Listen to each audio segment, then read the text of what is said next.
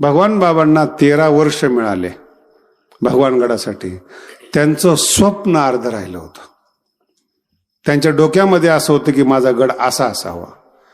आणि जेव्हा सुवर्ण महोत्सव झाला, माझ्या मनाला असं वाटलं की बाबाच्या स्वप्नातला गड पूर्ण झाला, आता मोकळं वागायला हरकत नाही. आणि एवढे लोक गडावर येणं, जेवून जाणं, हा भगवान बाबाचा चमत्कार आहे महाराज. गड स्वयंभू आहे. बाबामुळं तुम्ही आम्ही आहोत.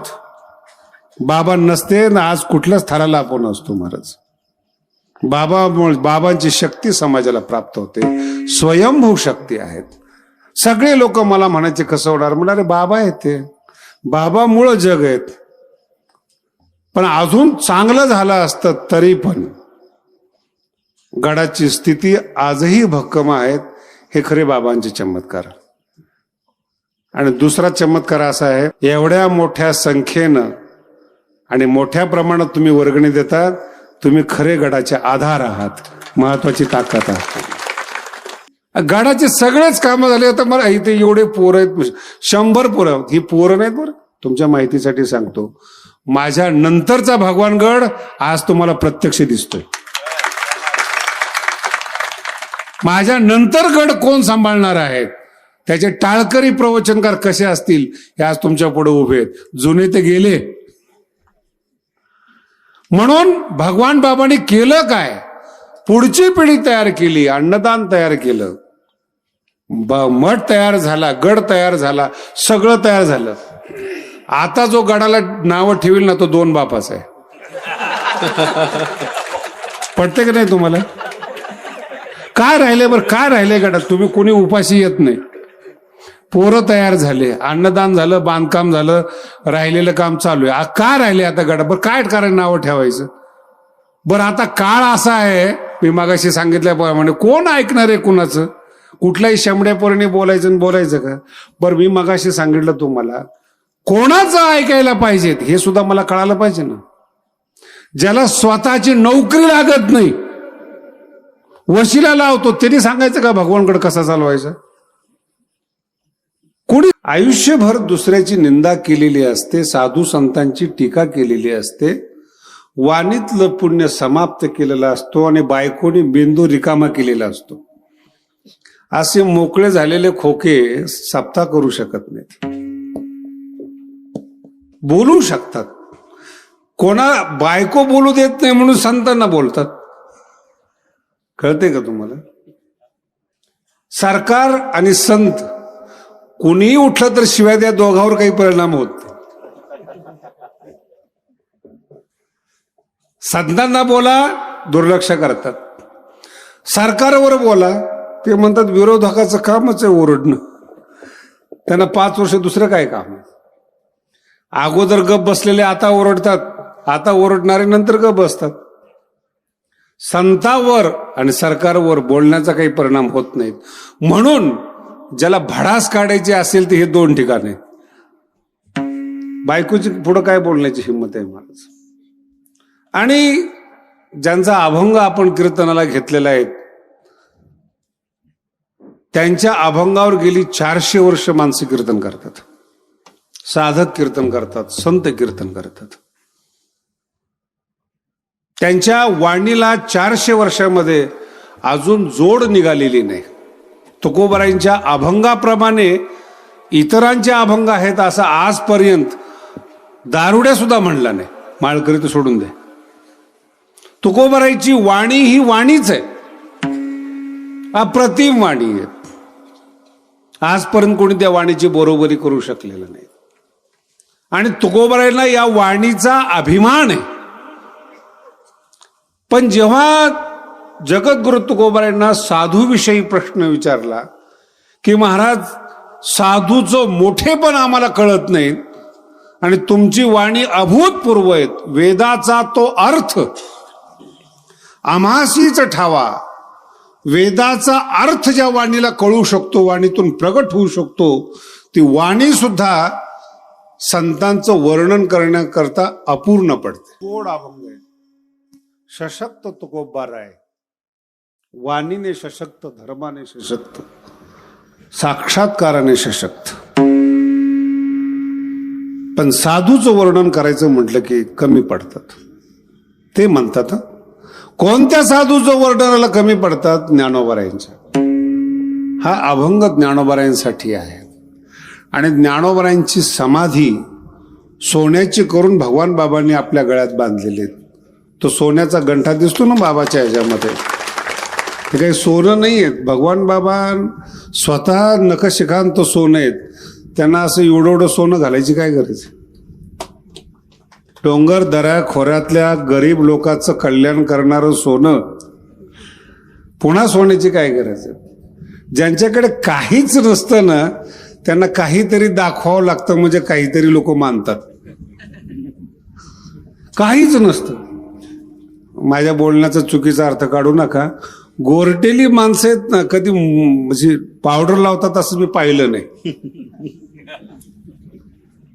आणि सावळा रंग वगैरे असणारी लोकांचा आहे ना, घाम आल्यानंतर खरा रंग कळतो.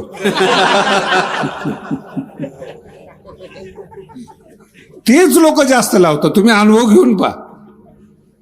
म्हणजे तुम्ही मात्र महाराज लय निरीक्षण करताय. हे ज्ञानोबांनी सांगितलेलं.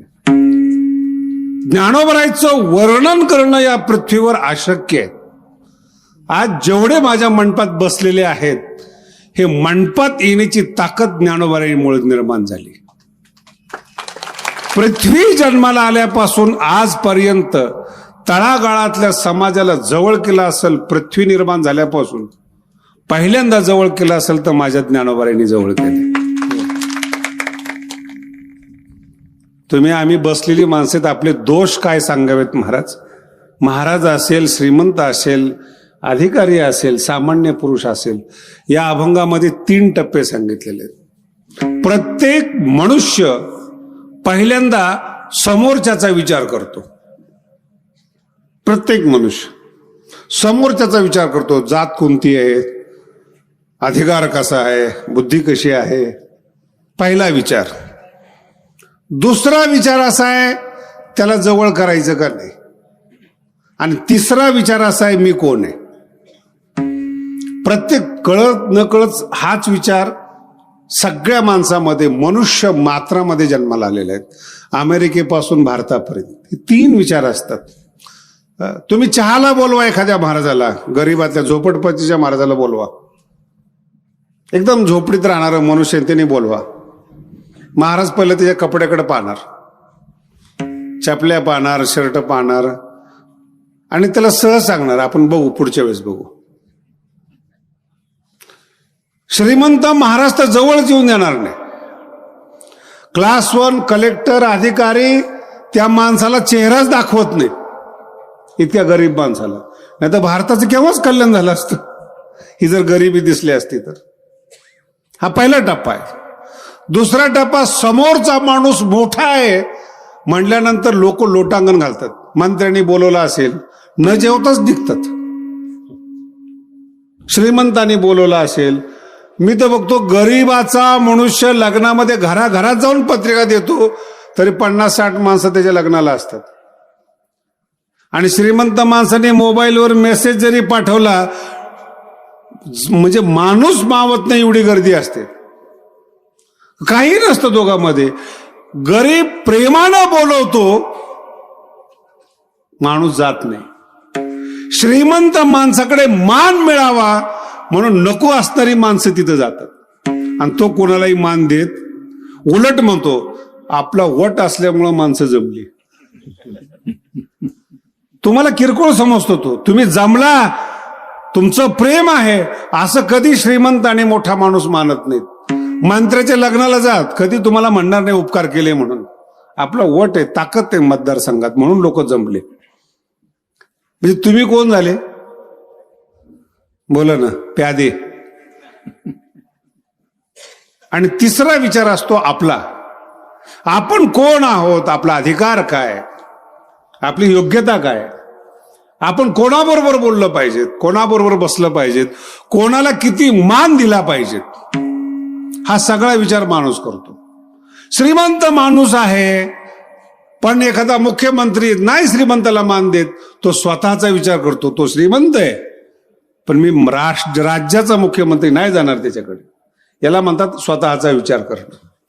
मुख्यमंत्री प्राईम मित्र मागे एकदा फोटो बघितले होते पेपरला. भारतातले सगळ्यात मोठे मोठे श्रीमंत अमेरिकेच्या राष्ट्राध्यक्षाला भेटण्यासाठी लाईनीत उभे होते. लाखो लोक ज्यांच्याकडे काम करतात ते सुद्धा सत्तेसाठी, सत्तेला भेटण्या एका लाईनीत उभे आहेत. आणि तो विटी करायला लावतो. थांबा म्हणतो जरा. म्हणजे सत्ता, संपत्ती हे लोक स्वतःचा विचार करतात. साधूचा जर आपण विचार केला ना तर साधूच्या पायाची धूळ आपल्याला लागावी म्हणून देव साधूच्या मागे पुढे असतो. साधू किती मोठा आहे हे सांगत नाही बरं. चरणीचे रज, चरणीचे रज, रज म्हणजे धूळ आपल्या अंगावर यावी म्हणून देव नामदेव महाराजांच्या पाठीमागे जायचे. नामदेव महाराजांचा अधिकार किती मोठा असेल थोडा विचार करा. म्हणजे देव ज्याच्या चरणरजाची अपेक्षा करतो देव ते संत. पहिला मुद्दा आहे. किती मोठा अधिकार असेल. आणि या पृथ्वीवर त्यांनी लिहिलेलं ज्ञानेश्वरी असेल, गाथा असेल, आजपर्यंत त्या वाणीची कुणी बरोबरी करू शकलेलं नाही. गीतेचे एवढे पारायण होत नाहीत जेवढे ज्ञानेश्वरीचे पारायण होतात. हीच ताकद आहे साधूच्या वाणीची. महत्वाची गोष्ट. दुसरा विचार आपला करा. साधू एवढा मोठा आहेत, भगवंत त्यांच्या पाठीमागं आहेत, भिंत चालवू शकतात, रेडा बोलवू शकतात, एवढी अफाट ताकद त्यांच्यामध्ये. बुडवलेला गाथा सुद्धा 13 दिवसाने वर येतो. ही साधूची ताकद आहे. आता त्याच्या विरोधामध्ये आपला विचार करा. खरंच विचार करण्यासारखे आहेत का आपण? बोला ना. काय विचार करायचा आपला? कुणीच ऐकत नाही. एक सुशिक्षित माणूस गडाकडे जसं बाबाकडे समस्या घेऊन येतात ना, आता ते बाबाच होते. ते चुकून मला बाबा समजायला लागले, त्यांची चूक आहे. बाबाच्या नखाची सुद्धा कोणी बरोबरी करू शकत नाही. तो मी आहे म्हणून ठीक आहे, तर दुसऱ्या महाराजाला ना तुम्ही विकून टाकला असता. बाबा बाबा बाबा. मी एका गावाला सांगितलं, हात जोडतो म्हणलं, मला बाबा म्हणू नका, का की तुम्ही जर जास्त बाबा म्हणले ना तर बाबांनी पाण्यावर ज्ञानेश्वरी वाचली होती, मला बुडवाल तुम्ही. त्यांची कोण बरोबरी करू शकतो महाराज जीवनामध्ये? त्यांच्या नावाने. आता त्यांचं मोठे पण सांगतो तुम्हाला. 40 ते 45 लाख रुपये हिंगणी गावाचे आज भगवान बाबाच्या नारळासाठी खर्च झालेत. किती? 40 ते 45 लाख. म्हणजे बाबाच्या नारळाची किंमत 40-45 आहे. त्यांची कोणी करता येईल का किंमत? नारळ जर एवढं महाग जाते, नाही अजून कळलं ना. नारळ जर एवढे महाग जाते तर बाकीच्या वाटते की शास्त्रीकडेच पैसा काय. मी म्हणणार आहे आमच्या पैशाची सोडा. नारळ एवढं महाग जाते, गादी किती महागडी असेल त्याचा विचारच करू नका. काय बरोबरी करणार आहेत? 1 रुपया सुद्धा व्यक्तिगत नावाने कधी भगवानगडावर येत नाही. करोडो रुपये येत असतील ते बाबाच्या नावाने येतात. काय वर्णन करणार तुम्ही भगवान बाबाचं? उगा एखाद्याला म्हटलं तुम्ही जरा विवेकानंदासारखे बोलता, बाबासारखे असतात, ते माणूस ते स्तुती नाही ना, जागेवर चक्कर येऊन पडायचे ते. आणि म्हणणारे लोक कोणते? बायको ज्यांच्या घरात ऐकत नाही ते स्तुती करतात. तो श्रीमंत माणूस अति सुशिक्षित मला म्हणे महाराज सिक्रेट बोलायचं.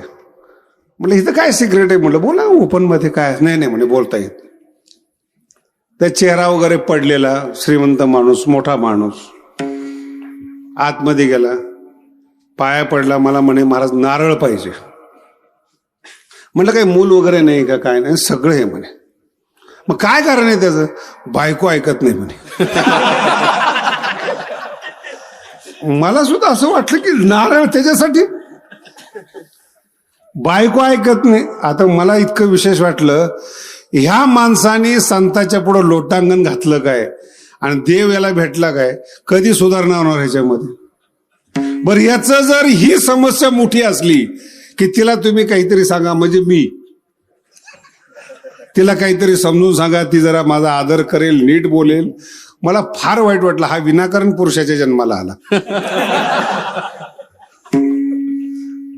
देव भेटणं, काही समस्या असणे, ठीक, ही काही समस्या आहे का महाराज? तुम्हाला खेडेगावच्या लोकांना वाटते का ही समस्या?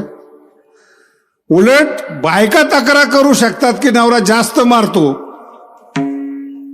तरी बायका तक्रार करत नाही. वटपौर्णिमेला जातातच, हाच नवरा भेटू दे म्हणून. म्हणजे ती सहनशक्ती तिच्यामध्ये, आणि तुमच्यामध्ये समस्या केवढ्या अवघड आहेत. ही आपली बाजू. आर्थिक दृष्टीने आपण मंद आहोत, प्रेमाच्या दृष्टीने आपण मंद आहोत. वृद्धावस्थेमध्ये आपली पोरं, आपलं रक्त आपल्याला घराच्या बाहेर काढतं. ही आपली समस्या आहे. ह्या लोकांनी भगवान बाबावर काय बोलावं मला सांगा बरं? संताबद्दल काय बोलावं? स्वतःचं जीवन जिथं तुम्ही समाधान करू शकत नाही, काय बोलावं त्याचं? आजकाल तरुण पोरावर तुम्हाला एवढी दया येते महाराज. 9वी 10वी पास होतात, कुठेतरी फिरतात, बोलतात, दुसऱ्याच्या गाडीवर जळतात. भगवानगडावर 2-3 गाड्या आल्या होत्या महाराज, हवाच काढून टाकली पोरांनी. तर एखाद्याला हवा काढताना पकडलं तर मी विचारलं का काढली? म्हणे महाराज गाडी फार चांगली दिसत होती. अरे म्हणजे तू विकत घे ना. नाही, दुसऱ्याची जमत नाही. किती लहान वयामध्ये मनोवृत्ती वाईट आहेत. ग्रामीण मी लहान मुलाचं उदाहरण दिलं, तुम्ही मोठ्या माणसाचं बघा. सरपंच झालेला सहन होत नाही, श्रीमंत झालेला सहन होत नाही, मुलगा ऐकत नसेल तर सहन होत नाही. किती समस्या आहेत तुमच्या. थोडासा विचार करून पहा. म्हणजे देव ज्यांची धूळ पाया माथ्यावर लागावी म्हणून मागे राहणारा देव, ते संत आणि आपला अधिकार. जगद्गुरु तुकोबाराय सांगतात, देवाला न जुमानणारे साधू संत खेडेगावातल्या डोंगर दऱ्या खोऱ्यात त्यांच्या घरात जाऊन त्यांना वारकरी बनवलं, संत बनवलं. काय त्यांचं वर्णन तोंडाने करावं महाराज. आज तुम्ही 40 लाख रुपये खर्च केलेत, ते भगवान बाबामुळे खर्च झाले. दारू पिणारा माणूस सुद्धा बाबाला वर्गणी देत असताना मागे पुढे पाहत नाहीत. याच्याही पुढं सांगतो तुम्हाला, रामायण ऐकलं तुम्ही, माणसं कापणाऱ्याला नुसतं साधूचं दर्शन झालं तो रामायणकार झाला महाराज. रामायण हा साधूच्या स्पर्शाचा अनुभव आहे, साधूच्या स्पर्शाचा अनुभव आहे, बोलण्याचा अनुभव आहे. बिघडलेला माणूस साधूच्या बाबतीमध्ये दुरुस्त होतो. काय सांगावं तुम्हाला अधिकार आहे त्यांचा. देव ज्यांच्या पाठीमागं आहेत ते साधू आपलं मोठेपण कमी करतात. बायको ज्याचा ऐकत नाही, दुखी, दीन, दलित, पापी, क्रोधी, डाकू, चोर यांना साधू संत जवळ करतात. कारण की जो परीस आहे, हीन जातीतल्या लोखंडाचा विचार न करता परीस लोखंडाला स्पर्श केल्याबरोबर त्याचं सोनं करतो, याचं नाव आहे संत. दुसऱ्याच्या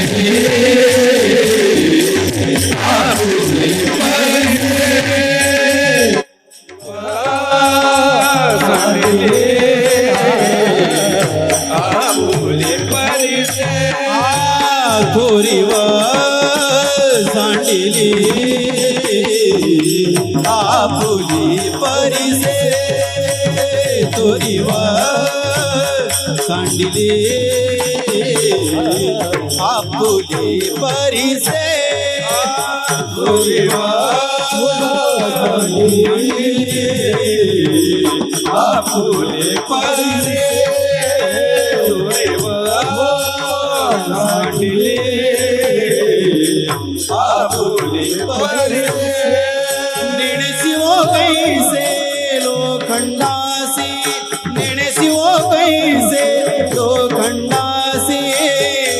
थोरीवर दांडिली आपुली परिसे थोरीवर दांडिली आपुली परिसे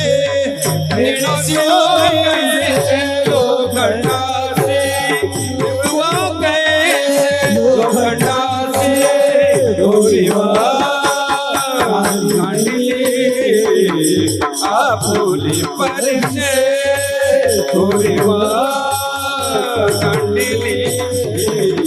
आपुली परिसे थोरीवर सांडिली आपुली परिसे लेणे शिवो कैसे लोखंडासी लेणे शिवो कैसे लोखंडासी थोरीवर सांडिली आपुली परिसे लेणे शिवो कैसे लोखंडासी लेणे शिवो कैसे लोखंडासी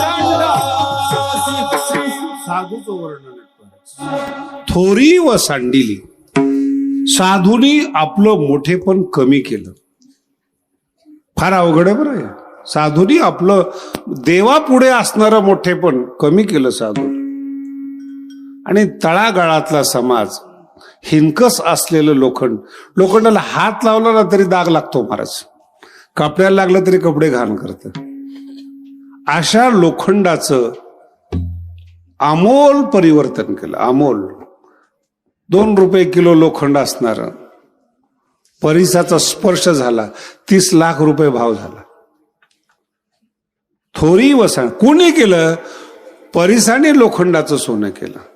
लोखंड म्हणजे तुम्ही आम्ही गंजलेली माणसं, तापत्रयाने तापलेली माणसं. आपणच सुखी नाही तो दुसऱ्याचा काय प्रश्न आलाय. 1 महिन्यापूर्वी गडावर एक माणूस आला.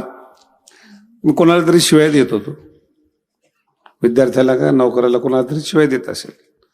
म्हातारा माणूस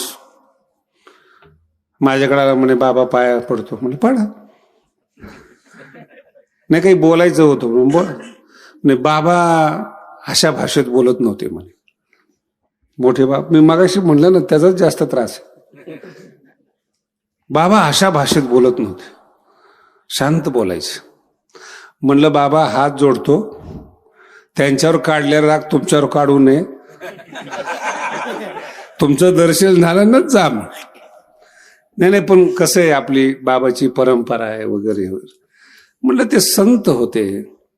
लोकांनी आक्षेप घेतला आणि स्वतःचं अंग बाबांनी कापून टाकलं. माझ्यावर जर घेतलं ना तर त्याला कापून टाकील मी.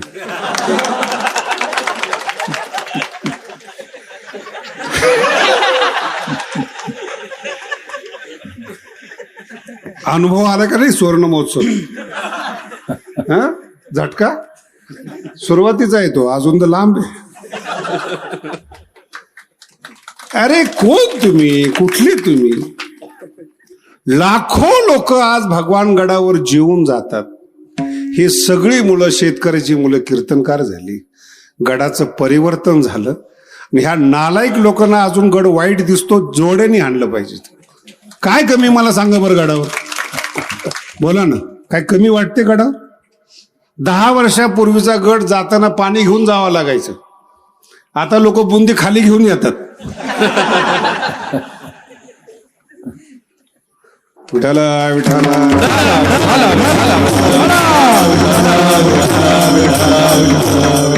आणि राहिला ही बायकी पद्धत झाली बदनामी करायची. आज सकाळी मला एक फोन आला होता अहमदपूरवरून आणि परळीहून. महाराज तुमचा फोटो आम्ही व्हॉट्सअपवर मुलीबरोबर पाहिला. म्हणलं अरे मूर्ख आहात.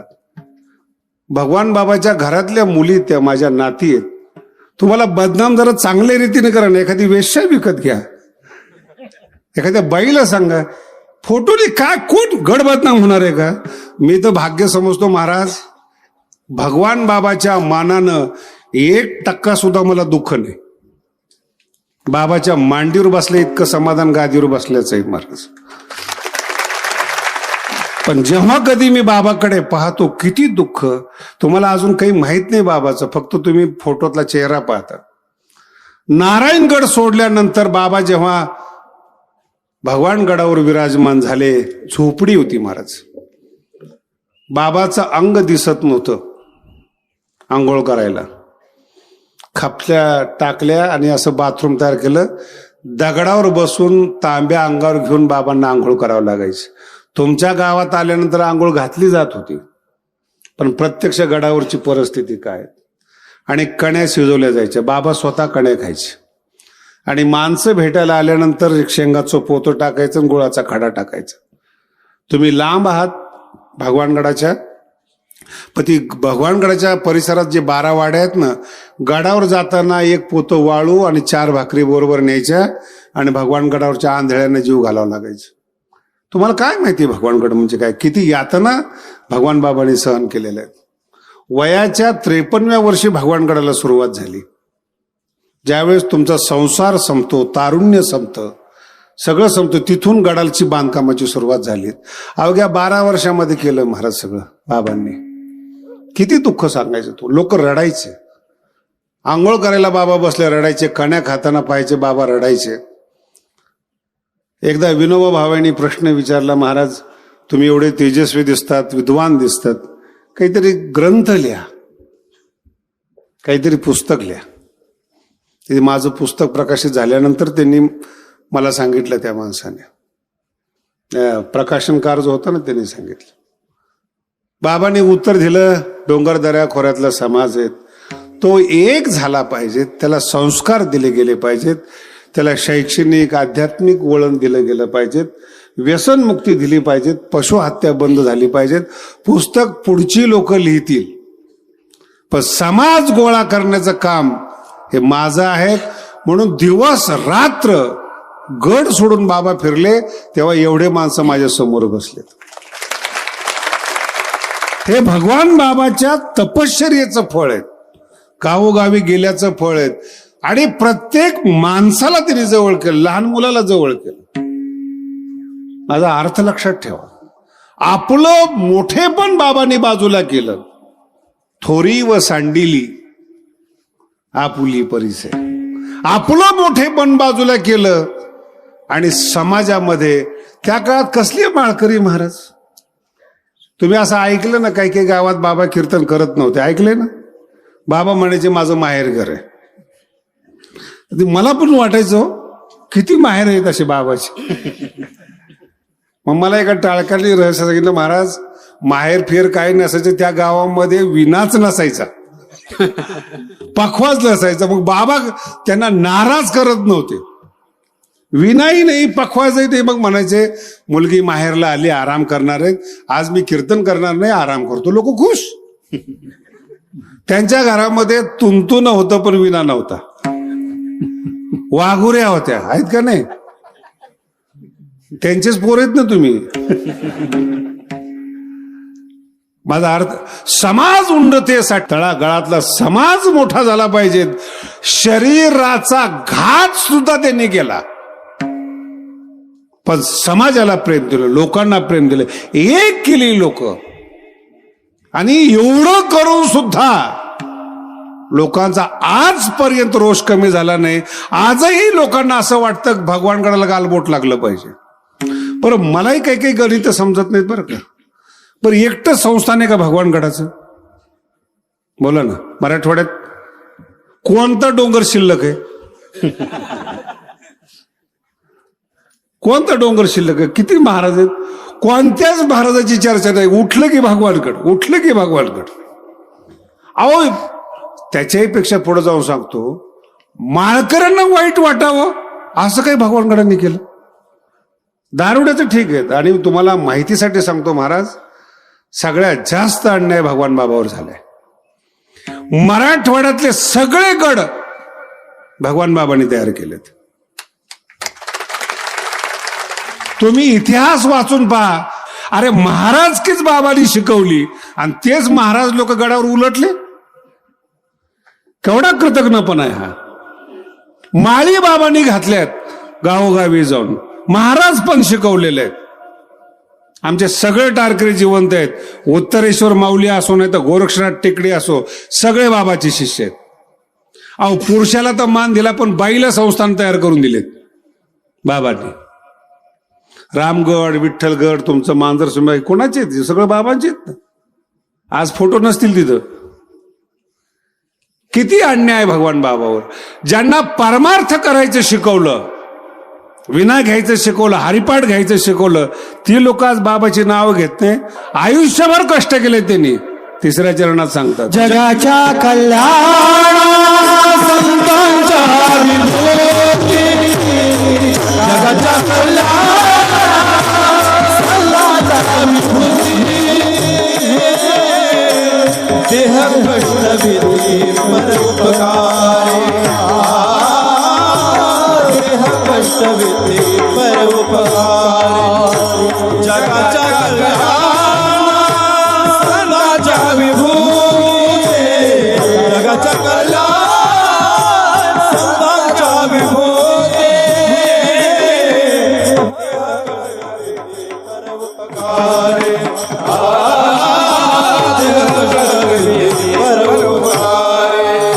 जगाच्या कल्याण संतांच्या विभूती, जगाच्या कल्याण संतांच्या विभूती, जगाच्या कल्याण संतांच्या विभूती, जगाच्या कल्याण संतांच्या विभूती, जगाच्या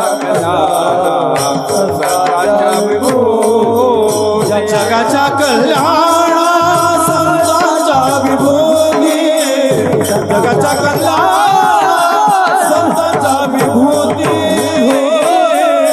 देह कष्ट विधी परोपकारी, देह कष्ट विधी परोपकारी, जगाच्या कल्याण संतांच्या विभूती, जगाच्या कल्याण संतांच्या विभूती, देह कष्ट विधी परोपकारी, देह कष्ट विधी परोपकारी. जगाच्या कल्याणा संतांच्या विभूती. विभूती, विभूती शब्दाचा अर्थ आहे अवतार कार्य. भगवंताच्या जशा 10व्या अध्यायात विभूती आहेत, तसं संताला जन्म याच्याकरताच आहे की गोर गरीब जनतेचा उद्धार व्हावा. फार लांबचं कळतं साधूला मला. देह कष्ट विधी. अंतिम वेळे अहो मला ते आमच्या ह्या 30-35 लाखाच्या गाड्या आहेत, तरी आम्हाला गाडीत बसणं होत नाही. बाबा ह्या भागात फिरायचे ना, नंदुरघाट, केज तालुका, आलेत ना लोक त्या भागातले, केज तालुक्यातले आलेत ना.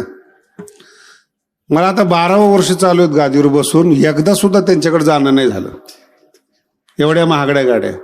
बाबा तांग्यावर दर 3 वर्षाला प्रत्येक गावाला भेट देत होते. देह कष्ट विती. माझा अर्थ लक्षात ठेव. कष्ट किती म्हणजे अजून माझं सगळा केस, हे आंबेजोगाई, ह्या भाग, इकडं भूमचुमचा भाग, पहिली भेट द्यायचा बाकी. हे जरा हिंगणीचं भाग्य चांगलं आहे म्हणून नंबर लागला. आणि चमत्कार सांगतो भगवान बाबांचा. निवृत्ती आलाय का रे ढाकणे? आलाय का? आहे का कुठे? बाबांचं काय नियोजन असेल मला माहित नाही. तुमच्या गावा शेजारची गोष्ट आहे म्हणून मी सांगतोय तुम्हाला. इथे सारणी म्हणून गाव आहे, तुमच्या शेजारी आहे ना, आणि तिथले पोलीस होते निवृत्ती ढाकणे. माहिती असेल, सगळ्याचे नातेवाईक असतील जवळपास. आणि चकलांब्याला पोलीस होते. त्यावेळेस एसटी चकलांब्याला जायची. बीड ते चकलांबा, चकलांब्याहून भगवानगडला पायी जावं लागायचं. आणि बाबाची तिथं तांगे यायची. आणि त्यावेळेस सगळ्या भागाला मिळून एक स्टेशन होतं. सारडीला आल्यानंतर पोलीस निवृत्ती ढाकणे, त्यांची मुलगी आजारी पडली, 3-4 वर्षाची होती. आणि ज्यावेळेस निवृत्ती ढाकणे गडावर गेले तेव्हा सांगितलं कार्तिकीला ये. माझा शब्द नीट आहे का बरं का? भगवान बाबाचे शब्द होते. कार्तिकीला ये पंढरपूरला. आपल्यासारखे म्हणले असते ठीक आहे. मुलगी शेवटचे श्वास घेते, 4 वर्षाची मुलगी. आज प्राण सोडेल, उद्या प्राण सोडेल, परवा प्राण सोडेल, अशी त्या मुलीची अवस्था. आणि 4-5 दिवसामध्ये मुलीने प्राण सोडला नाही. आणि दशमी आली. इकडं मुलीचा जीव जाणार हे नक्की झालेलं. आणि बाबांनी सांगितलं की कार्तिकीला ये. तुमच्यासारखीची ताकद नाही महाराज एवढी आज्ञा पाळायची.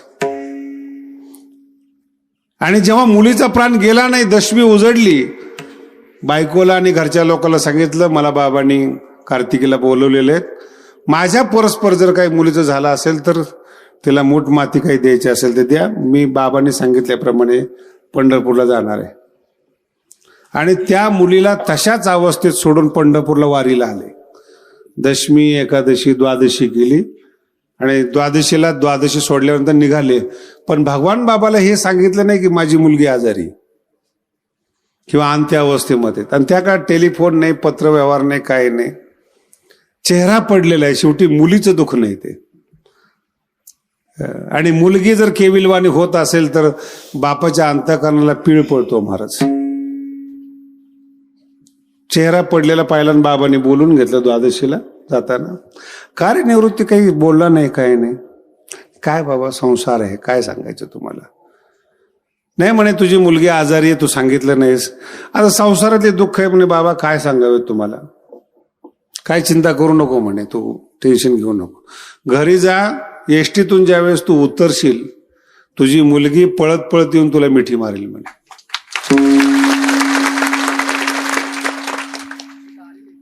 आलेत ना? कुठे आहेत का? कीर्तनाला कीर्तनाला नाही ना? तर चेहरा बघितला असता ना बाकीच्या लोकांनी, नाही तर लोकांना वाटलं दंतकथा सांगितली. म्हणून गावाचं नाव वगैरे घेऊन आपण सांगण्याचा अर्थ असा आहे की माणसं जिवंत आहेत अजून, बाबाची आज्ञा पालन करणारे. आणि त्याच ठरल्याप्रमाणे जेव्हा ते आले घरी, एसटीतून खाली उतरले, मुक्कामी एसटीतून ती मुलगी आली आणि वडिलाला आलिंगन दिलं तिने. डोळ्यातून पाणी आलं महाराज. भगवान बाबांनी सांगितलं त्याच पद्धतीने झालं. काय आहे. आणि हिंगणीला जो नारळ दिला मी प्रत्यक्ष चमत्कार बघितलाय. हा तुम्हाला त्या माणसाने सांगितलेला चमत्कार आहे. पण त्या पुढचा एक टप्पा फार महत्वाचा आहे. ते आळंदीला गेले, मुलगी जीवन झाली, हसले वगैरे. आळंदीला पैसे घेऊन गेले. पंढरपूरचा मठ बांधायचा होता. 1964 सालची गोष्ट आहे. आणि पैसे घेऊन गेले, बाबा तुम्ही मठ बांधताय पंढरपूरचा, माझी वर्गणी मठामध्ये असावी.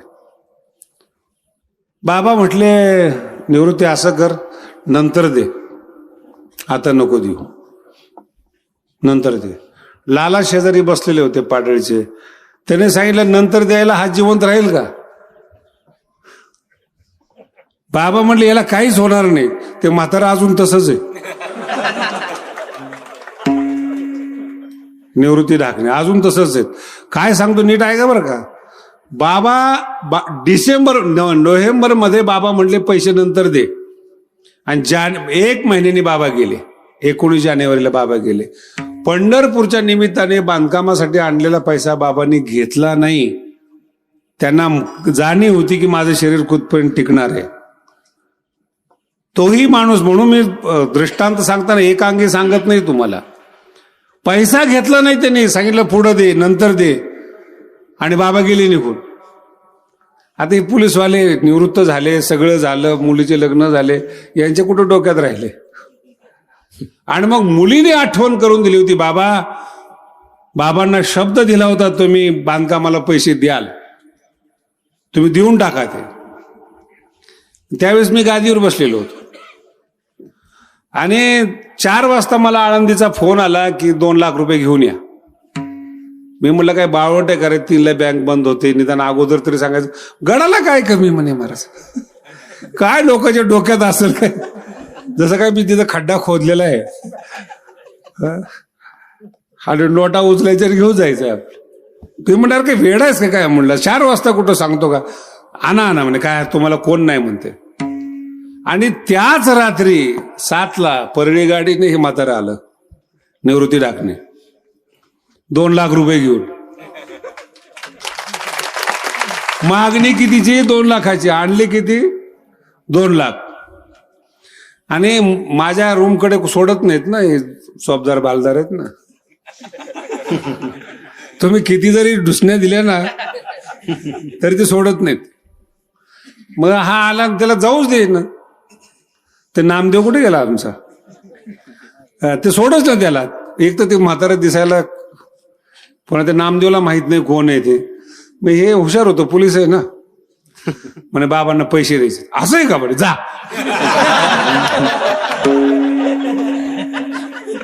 पैसे म्हणलं की त्या नामदेवने सोडून दिलं त्याला. आता ती चेहरा पाहिला, त्याचं ते वय पाहिलं बाबाचं. मी म्हणा त्याने काढले 2 लाख रुपये माझ्या समोर ठेवले. हो म्हणलं बाबा तुमचं वय नाही, तुमचे कपडे, तुमचं म्हातारपण, तुम्ही 2 लाख रुपये 5-6 वर्षापूर्वीची गोष्ट आहे, 2 लाख रुपये ठेवता. नाही म्हणे तसं नाही म्हणे बाबा, असं असं झालेलं आहे. मग त्याने हा इतिहास, मुलगी कशी आजारी पडले, बाबांनी कसं सांगितलं की नंतर द्या, गडाला गरज पडणार आहे. मला आज आठवली, त्याच दिवशी माझ्याकडे पैसे कमी असावे यावेत. आता मला सांगा तुम्ही, एवढं गडाचं काम झालेलं आहे, हे बाबांनी केलं का मी केलं? अरे पैसे लोक, बाबांनी ठरवलेले लोक पैसे घेऊन येतात, आपण करतो काय त्यांच्याकडचं?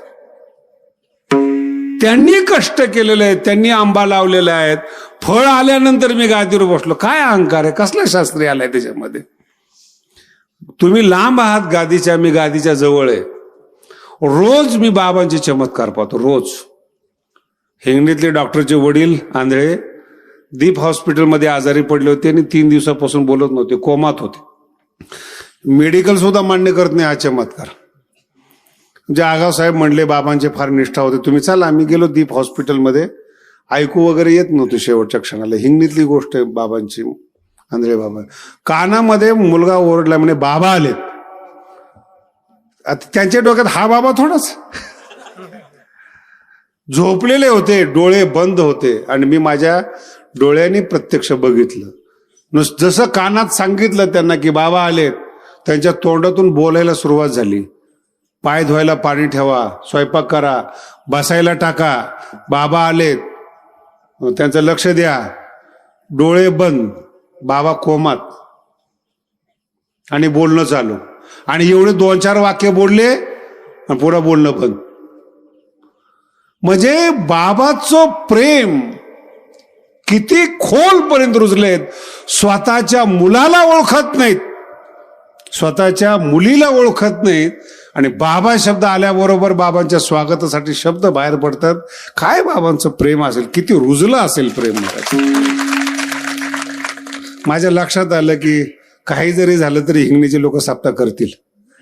म्हातारा जर कोमात बोलतंय तर हे तर जिवंत आहेत. कारण की नारळ देताना मला विचार करावा लागतो, हे घेतील का, यांना झेपेल का, यांची कॅपॅसिटी का, नाही तर बाबालाच जिंकून टाकतील. परंतु हे चमत्कार जेव्हा मी गादीवर बसून पाहतो तेव्हा मला जाणवतं की देव ज्यांच्यावर प्रेम करतो ते समाजावर किती प्रेम करतात. 3ऱ्या चरणात सांगतात, भूतांची दया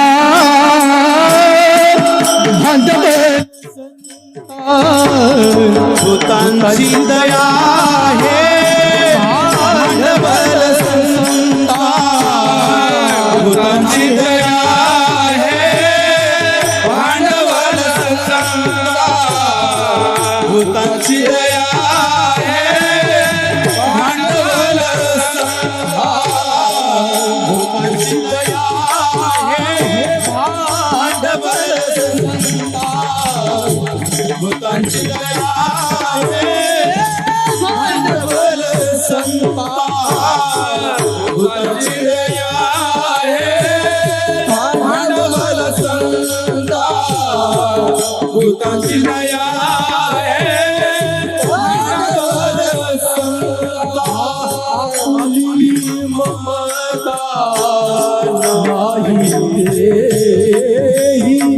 आपली ममता नाही रे,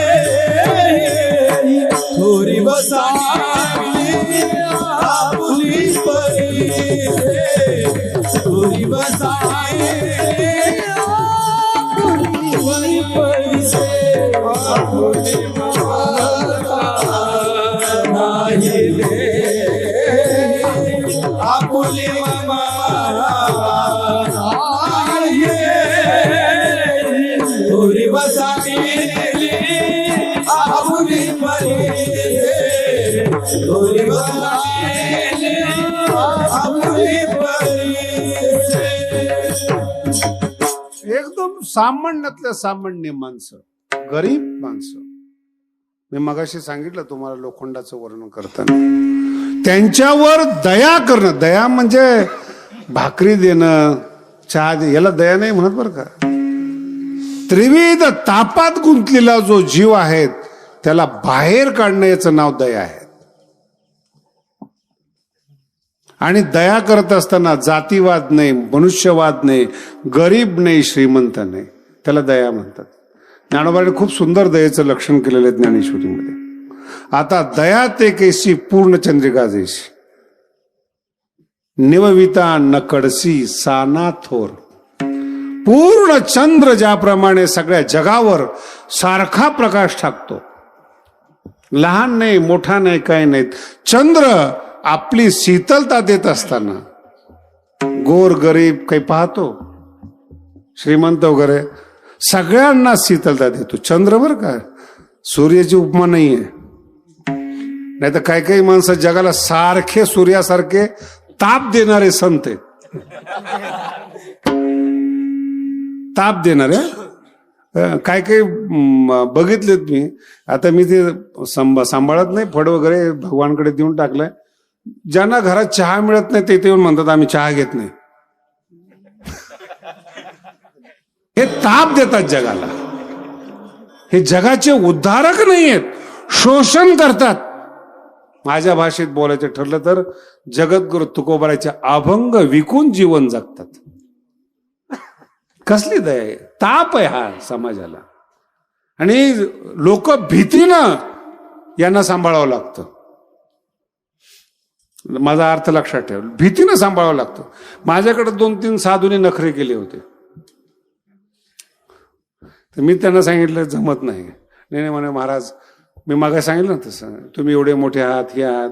म्हटलं सगळं बरोबर आहे, तुम्ही शब्दाला भाळत नाही. नशीब चांगलं आहे म्हटलं, अजून हात चालला नाही. त्या एका कीर्तनकारांनी मला एक दृष्टांत दिला, तुम्ही सगळ्यांनी ऐकलेला आहे तो. एक साधू पाण्यात पडलेला विंचू होता, त्याला तो बाहेर काढत होता, तो डंक मारत होता. त्याने मला सांगितलं किती साधू मध्ये असते. म्हटलं ते बाबामध्ये किती डंक मारला ना तर बाबा काही करत नव्हते. मी तर त्या विंचवाने डंक नाही मारला ना त्याच्या अगोदर त्याला चप्पल मारील. बरं मी मारील, माझ्या समोर जेवढे माणसं बसलेत, विंचून निघाल्यानंतर तुम्ही आरती करणार का? बोला ना, माझी गोष्ट जाऊ द्या. परवा दिवशी ते ढोकवडला एक वाक्य कीर्तनामध्ये बोललो, लगेच फेसबुकला महाराजांनी असं बोलावं का, लगेच चर्चा सुरू फेसबुकला. मी म्हटलं बोलावं का ठोकावं त्यांनी, नुसतं बोलू दे. विंचू आहे शब्द नीट आहे का, माझ्या बोलण्याचा अर्थ लक्षात ठेवा. जगद्गुरु तुकोबारायची व्याख्या आहे, विंचूला वाचू नका हे तुकोबाराय सांगतात. दया तिचे नाव, भूताचे पालन, अनिक निर्दल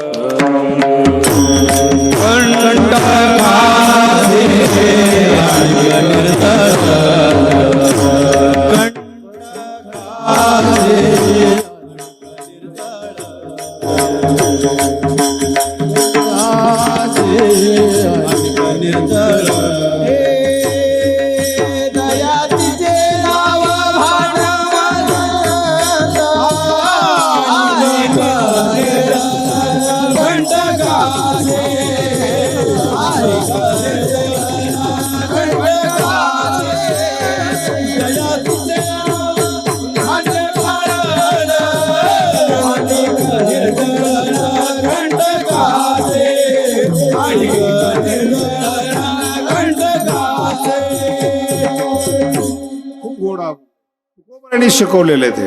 दया तिचे नाव, भूताचे पालन, गोर गरीब जनतेला प्रेम देणं याचं नाव दया आहे. आणि काट्यासारखे जर माणसं आलेत ना त्याला खोडायला पाहिजेत, हे सुद्धा दया आहे. अनेक निर्दलन कंटकाचे, कंटक समाज कंटक म्हणतो आपण त्याला. कितीही चांगलं केलं ना तरी ते नाव ठेवणारच. माझा शब्द नीट आहे, किती नाव ठेवलं तरी. काही लोकांना वाटेल जरा शास्त्रीजी आज जास्त बोलतात. सुवर्ण महोत्सवानंतर आहे ना माझ्या डोक्यावरचं ओझच उतरलं, त्याच्यामुळे मी जरा मोकळा झालो. जरा ते सुवर्ण महोत्सवापर्यंत मी त्या गडाची सून होतो. कुणी येऊन बोलायचं, मी आपलं काम करायचं. 11 वर्ष काम. भगवान बाबांना 13 वर्ष मिळाले भगवानगडासाठी. त्यांचं स्वप्न अर्ध राहिलं होतं. त्यांच्या डोक्यामध्ये असं होतं की माझा गड असा असावा. आणि जेव्हा सुवर्ण महोत्सव झाला, माझ्या मनाला असं वाटलं की बाबाच्या स्वप्नातला गड पूर्ण झाला, आता मोकळं वागायला हरकत नाही. आणि एवढे लोक गडावर येणं, जेवून जाणं, हा भगवान बाबाचा चमत्कार आहे महाराज. विठाला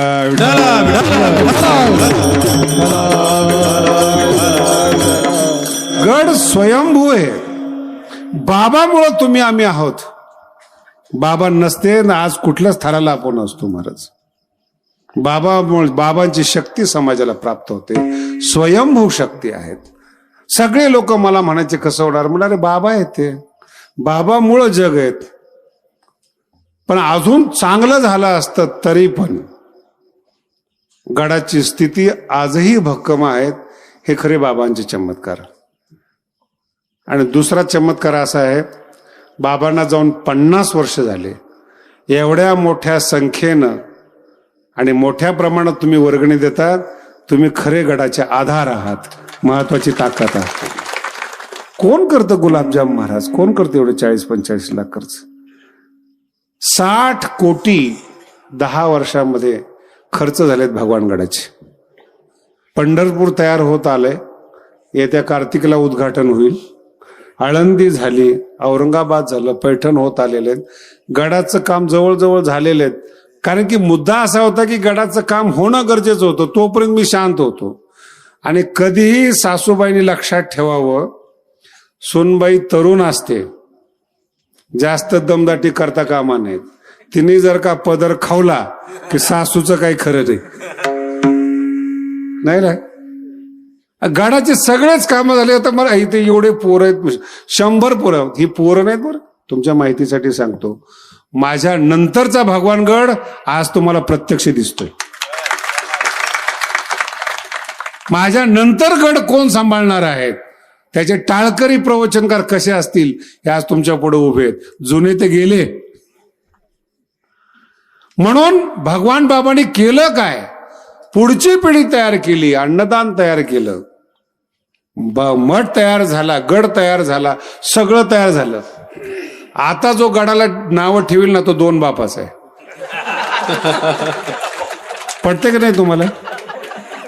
काय राहिले बरं, काय राहिले गडात? तुम्ही कोणी उपाशी येत नाही. पोरं तयार झाले, अन्नदान झालं, बांधकाम झालं, राहिलेलं काम चालू आहे. काय राहिले आता गडात? बरं काय कारण नावं ठेवायचं? बरं आता काळ असा आहे, मी मागाशी सांगितल्याप्रमाणे कोण ऐकणार आहे कुणाचं? कुठल्याही शमड्या पोरीने बोलायचं का? बरं मी मगाशी सांगितलं तुम्हाला, कोणाचं ऐकायला पाहिजेत हे सुद्धा मला कळालं पाहिजे ना. ज्याला स्वतःची नोकरी लागत नाही, वशिला लावतो, त्यांनी सांगायचं का भगवानगड कसा चालवायचा? कोणी सांगायला पाहिजे भगवान? ताकद काय भगवानगड म्हणजे काय हे तर पहिल्यांदा लोकांना माहिती पाहिजे ना. म्हणून मी तुम्हाला सांगितलं भगवानगड अशा पद्धतीचा आहे. आणि हा अभंग बाबाचंच वर्णन करणार आहे. आणि निर्दलन, भीती नाही वाटत मला, पाप नाही जीवनामध्ये. सगळं जाळून समर्पण करून गडाला आपण उभं केलेलं आहेत. तुम्ही ताकद दिलेली, ताकदच नाही कुणाची. आणि सगळ्यात मोठा चमत्कार सांगतो बरं का, पैसे न दिलेले लोकच हिशेब विचारतात. बरोबर आहे ना?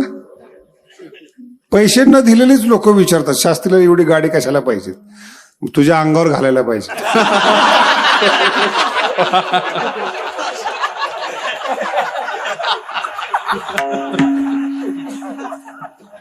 चार लुगड्याचं एक लुगडं करून बाई मोकळ्या हाताने गडाच्या पाया पडत नाही. 1 रुपया काय होईना पायावर टाकणार. गड तिचा आहे, सुशिक्षित लोकांचा नाही. ऊस तोडून आपल्या कष्टाचा पैसा गडाला दिलाय, तिचा गड आहे, तिने उभा केलेला आहे. त्या ऊस तोडाचा शेतकऱ्याचा गड आहे. आता एवढे माणसं शिंगणीमध्ये बसलेले आहेत, कोणत्या शिकलेल्या लोकांनी तुम्हाला पैसे दिले? शेतकऱ्यांनी. अहो किती चमत्कार आहेत महाराज. मला ती एवढी भीती वाटते हिंगणीची, काय सांगावं तुम्हाला. आज बोलून दाखवतो, विश्वास नाही वाटत, खरंच भीती वाटते. सप्ताह सुरू होण्यापूर्वी, मी हिंगणीमध्ये बोलतोय बरं का, सप्ताह सुरू होण्यापूर्वी थेंब पाणी नव्हतं हिंगणीमध्ये. एक थेंब पाणी नव्हतं. आणि पंचायत समितीचे टँकर फिंकर आणायची सगळी व्यवस्था केली. बोर घ्यायला सुरुवात झाली, 40 बोरला पाणी लागलं.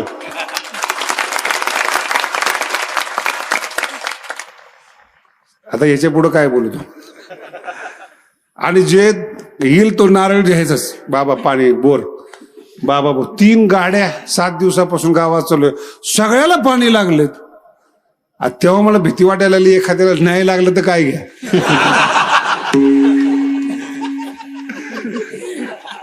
लागलंय हे ठीक आहे, पण आता सप्ताह संपत आलाय. तुम्हाला सुखी करण्यामध्ये भगवान बाबाला सुख वाटतं हे 40 बोरला लागलेलं पाणी. माझे भक्त दुखी नसावेत, ते आनंदी असावे, या सुखातच साधू सुख मानतो. शेवटच्या तुका म्हणे सुख परावी, तुका म्हणे सुख परावी या सुखे, तुका म्हणे सुख परावी या सुखे, तुका म्हणे सुख परावी या सुखे, म्हणे सुख परावी या सुखे, तुका म्हणे सुख परावी या सुखे, तुका म्हणे सुख परावी या सुखे, तुका म्हणे सुख परावी या सुखे. अमृत हे मुखे श्रवतसे, अमृत हे मुखे श्रवतसे, थोरी वसांडिली आपुले परीसे, थोरी वसांडिली आपुले परीसे. मुखे श्रवतसे, अमृत हे मुखे श्रवतसे, थोरी वसांडिली आपुले परीसे, थोरी वसांडिली आपुले परीसे. अभंगाचा अर्थ नीट आहे का. तुका म्हणे सुख, संतांचं सुख, पराविया सुखे. दुसऱ्याला आनंदी होण्यामध्ये साधूला सुख मिळतं. आणि त्यांच्या तोंडातून काय बाहेर पडतं महाराज. अमृत हे मुखे श्रवत असे. अमृत त्यांच्या मुखातून येतं. एवढी लोक माझ्या समोर बसलेली आहेत, कधी भगवान बाबा उच्च आवाजात बोललेले कुणी ऐकले काय. मोठ्या आवाज. 5 वर्षाचा जरी मुलगा गेला तरी सुद्धा बाबा त्याला आवाजावं बोलायचे. अमृत हे मुखे श्रवत असे. अमृत त्यांच्या साधूच्या तोंडातून अमृताची धार लागते. त्यांचा एका शब्दांचा परिणाम होतो. मगाशी सांगितलं मी तुम्हाला, वाढल्या कोळ्याचा परिणाम. तुमचे आमचे परिणाम वेगळे आहेत. बोलणे जैशी वृष्टी, साधूचा स्पर्श झाला वाढल्या रामायणकार होतो. या डोंगर दऱ्या खोऱ्यातील लोक वारकरी होतात, वारकरी झालेले साधक होतात आणि साधकाचे संत होतात. हा चमत्कार आहे त्यांचा, साधूचा चमत्कार आहे. अमृत त्यांच्या मुखातून येतं. आली मुखा वाटे अमृत वचन, उत्तीर्णता येईल. हे साधूचा चमत्कार आहे. अमृतात ते पैजा जिंके ऐशी अक्षरे साधूच्या मुखातून बाहेर पडतात. अमृत हे मुखे. आणि परिणाम होतो, पापात मरणारा जीव तरुण जातो महाराज. ज्ञानदेव म्हणे तरलो तरलो. आता हिला म्हणतात अमृत. अमृत म्हणजे प्राण गेलेला आहेत, पुन्हा त्याला संजीवनी मिळणार. आणि ती संजीवनी साधूच्या शब्दातून मिळते. साधूचे शब्द म्हणजे अमृत आहेत. साधूचे शब्द म्हणजे साधूसाठी देव आहेत. आणि ते त्यांच्या मुखातून बाहेर पडतात.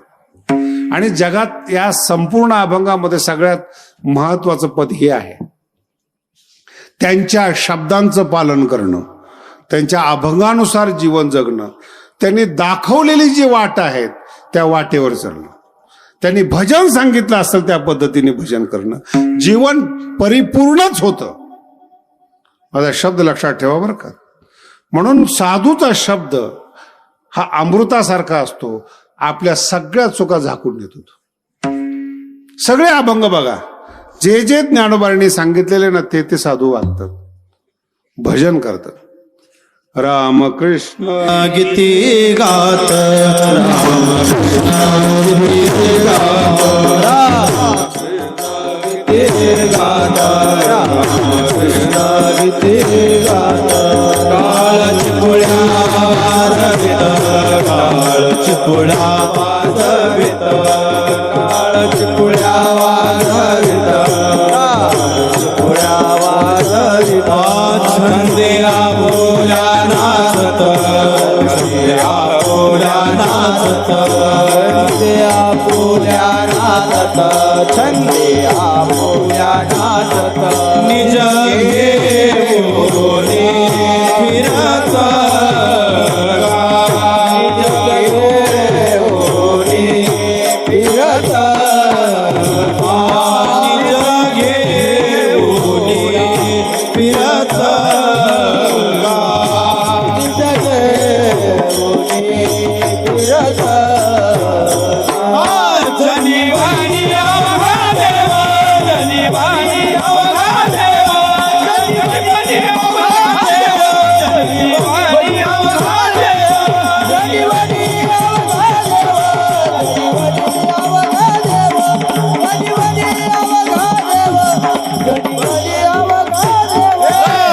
निज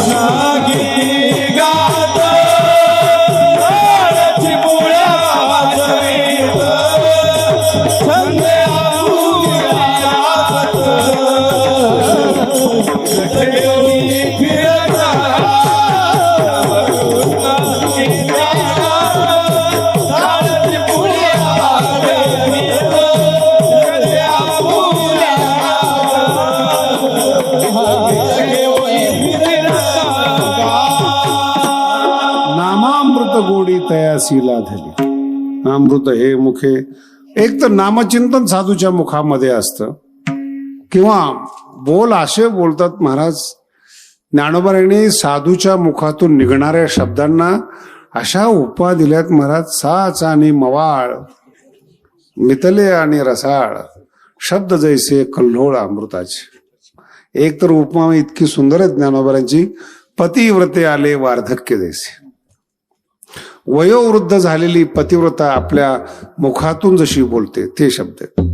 आणि तपस्वी पतिव्रता संत याचे शब्द अमृत असतं महाराज.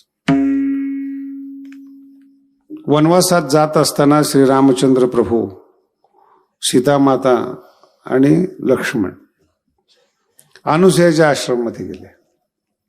संगत कुणाची करायची कळली पाहिजे बरं का.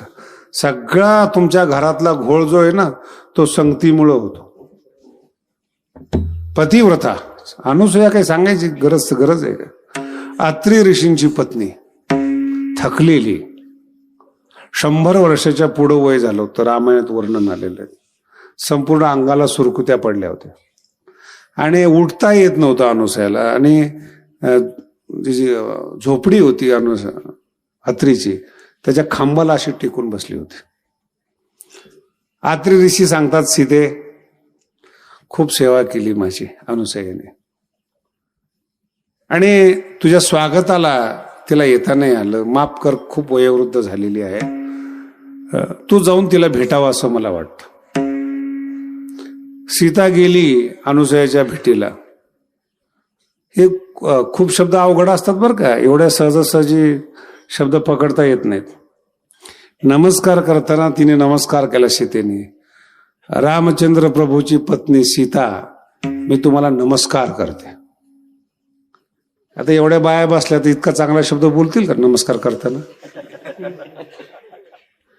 संस्कृती कशी असते, सांस्कृतिक घटना कशा असतात. पाया पडत असताना स्वतःचा अभिमान नाही, आपल्या कुळाचा अभिमान नाही, सासरचा अभिमान नाही, नवऱ्याचा अभिमान आहे. आणि जी बाई आपल्या नवऱ्याची किंमत ठेवते त्याच नवऱ्याला मार्केटमध्ये किंमत असते. कळते तुम्हाला. आणि जे बायको ज्याची किंमत ठेवत नाही ना ज्या नवऱ्याची, ते ग्रामपंचायत मध्ये उभं राहू शकत नाही. आणि जर काही विचारायचं असेल तर त्याचे मित्र म्हणतात, त्याला कशाला विचारतो, बायकोला विचारतो.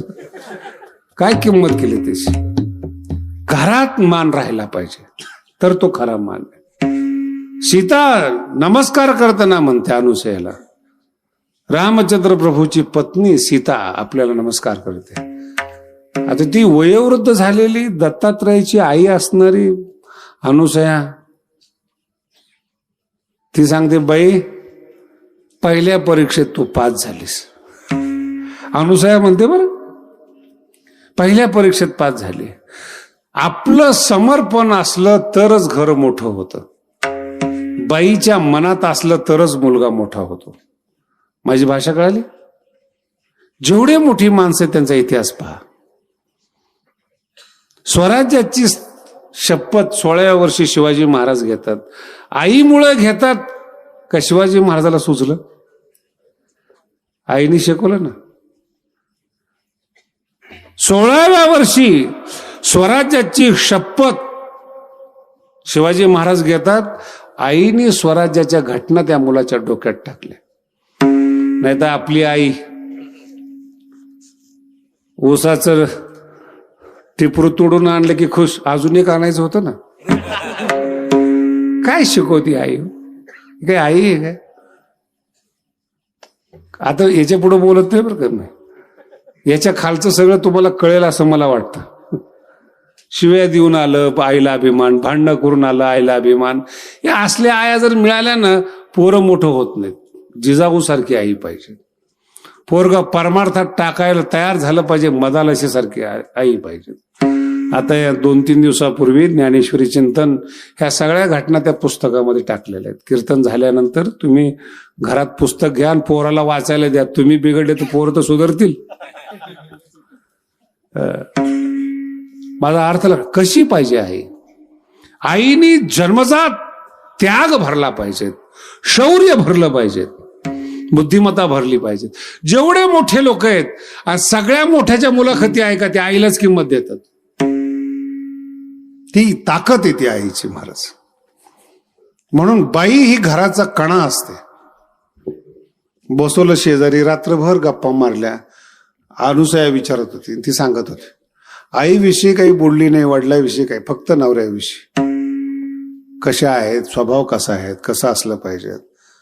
अनुसयाने असं हात फिरवला तिच्या डोक्यावरून. बाई, अयोध्येसारखं राज्य असताना नवऱ्यासाठी तू सोडून वनवासात आली ना, खरी स्त्री आहेस तू. मी तपश्चर्या करत असताना माझ्याकडे दिव्य कपडे दिले होते. तिला धुण्याची गरज नाही. ते कपडे कधी मळत नाहीत. ज्या दिवशी तुझं मन मळीन होईल त्या दिवशी कपडे खराब होतील. दिव्य कपडे अनुसयाने सीतेला दिले. बाई, तू बाई आहेस, जंगलात तुला राहायचे, कपडे धुवायचे इथून पुढे तुला गरज पडणार नाही. कपडे कधी घाण होणार नाही. एका महापतिव्रतेनं सीतेसारख्या पतिव्रतेला दिलेला हा आशीर्वाद आहे. आणि त्या कपड्यामुळे, अनुसयेच्या आशीर्वादामुळे सोन्याच्या लंकेला सीता भाळली नाही. अर्थ कळा का? सोन्याच्या लंकेला. याच्या खाली येऊन बोललं जरा पटत नाही हो. सोन्याच्या लंकेला सीता भाळली नाही. आता आता जर तुम्ही थोडं 1 लाख, 2 लाख, 5 लाख, 10 लाख पर्यंत गेलं ना, सर्व धर्म समभाव. विठ्ठल विठ्ठल.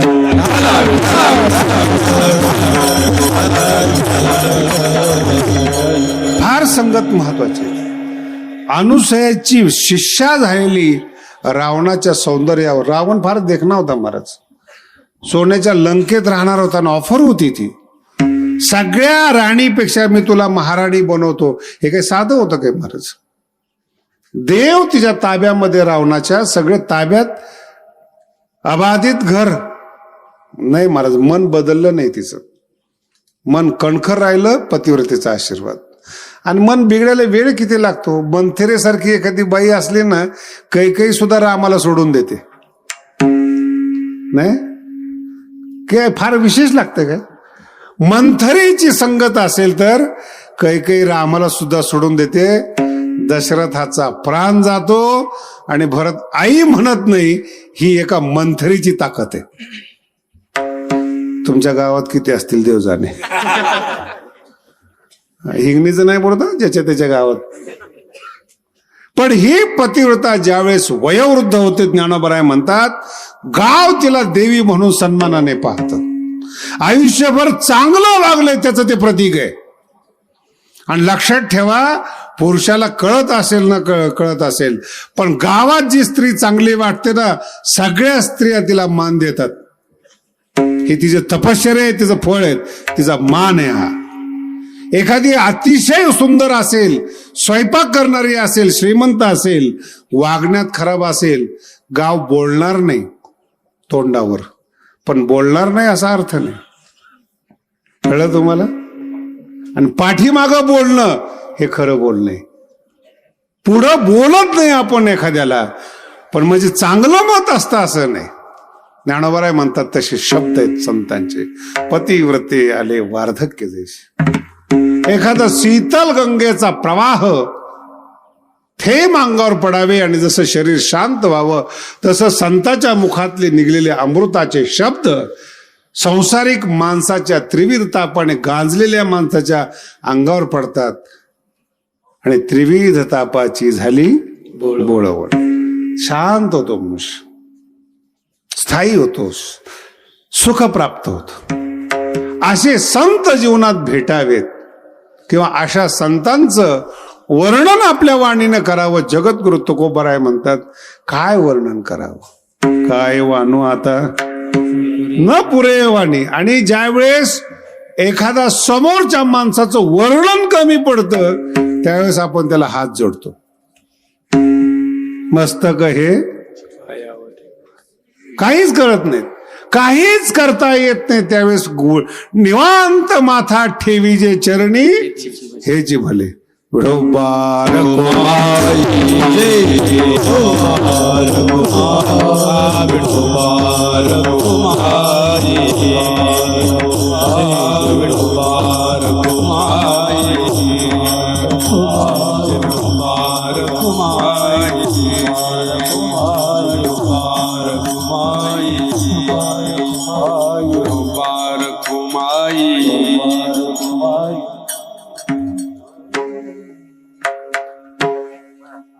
सुख पराविया सुखे तुका म्हणे, सुख पराविया सुखे तुका म्हणे, सुख पराविया सुखे तुका म्हणे, सुख पराविया सुखे तुका म्हणे, सुख पराविया सुखे तुका म्हणे, सुख पराविया सुखे तुका म्हणे, सुख पराविया सुखे तुका म्हणे, सुख पराविया सुखे. अमृत हे मोखे श्रवतसे, अमृत हे मुखे श्रवतसे. थोरी व सांडिली आपुली परीसे, थोरी व सांडिली आपुली परीसे.